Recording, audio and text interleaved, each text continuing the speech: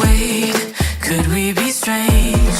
Do we behave like people who are meant to be together? Maybe totally fine, pairing divine. It can feel like we're the only two that get it, baby.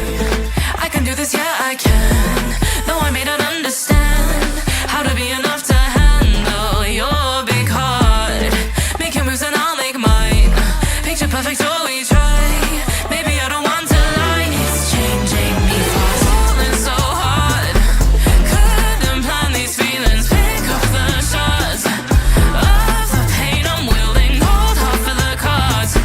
Yeah, I trust who's dealing. You got my heart. Who knows what it's revealing? Wait, how does this feel? Like it's so real.